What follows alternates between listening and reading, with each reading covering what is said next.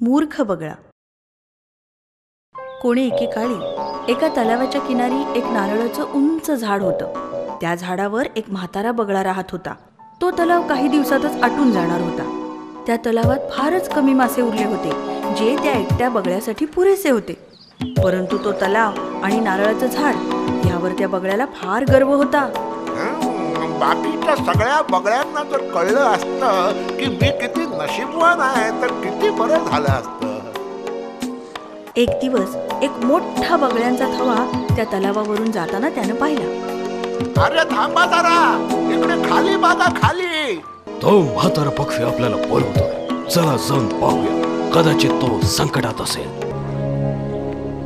या या या, मला आनंद झाला की माझं बोलावणं ऐकून तुम्ही इथे आलात. माझे पाहुणे बनून तुम्ही या नारळाच्या झाडावर राहा, या तलावातले मासे खा, माझा पाहुणचार स्वीकारा. म्हातारा चांगला आहे पण मूर्ख आहे. आपला मोठेपणा दाखवायला बघतोय. जर आपण याच्या आमंत्रणाचा स्वीकार केला तर हा भुकेने मरून जाईल. त्या थव्याच्या नेत्यानं आपल्या थव्यातर्फे त्याच्या आमंत्रणाला नम्रपणे नकार दिला. मी आपला आभारी आहे, पण आम्हाला जायला हवं.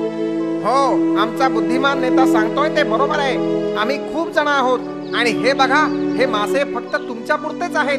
कृपया आम्हाला इथून जाऊ द्या. हो, तुम्ही जर माझ्या आमंत्रणाचा स्वीकार नाही केलात तर इथेच तुमच्या समोर मी माझे प्राण त्यागेन. थव्याच्या नेत्याला आता त्याच्या आमंत्रणाचा स्वीकार करावाच लागला. ठीक आहे, ठीक आहे, आम्हाला तुमचा पाहुणचार मान्य आहे. या या या, चला आपण सगळे त्या झाडावर जाऊया. सगळे बगळे नारळाच्या झाडावर गेले. म्हातारा बगळा मोठ्या गर्वानं इकडे तिकडे बघू लागला. या या, आराम करा आणि जेव्हा भूक लागेल तेव्हा माझ्या या तलावातले मासे खा. इकडे सगळ्यांसाठी भरपूर मासे आहेत. बगळ्यांच्या संपूर्ण थव्यानं त्याचं म्हणणं मान्य करून तलावातील माशांवर ताव मारायला सुरुवात केली.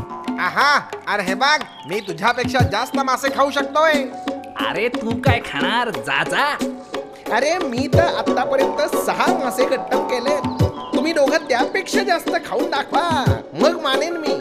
असं करता करता तलावातले सगळे मासे संपून गेले. अरे देवा, एकही मासा उरला नाही. आता संध्याकाळी मी त्यांना खायला काय देऊ आणि ते गेल्यावर मी काय खाऊ? म्हाताऱ्या बगळ्याला आता आपल्या आमंत्रणाचा फार पश्चाताप होऊ लागला. पण आता फार उशीर झाला होता.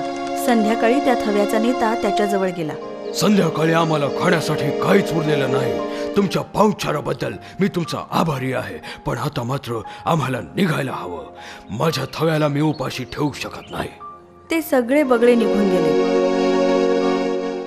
जाताना त्या नेत्याला म्हाताऱ्या बगळ्याबद्दल खूप वाईट वाटलं. अरे हा खूप वृद्ध असल्यामुळे आपल्या बरोबर उडू शकणार नाही. जर त्याने माझं म्हणणं मानलं असतं तर किती बरं झालं असतं.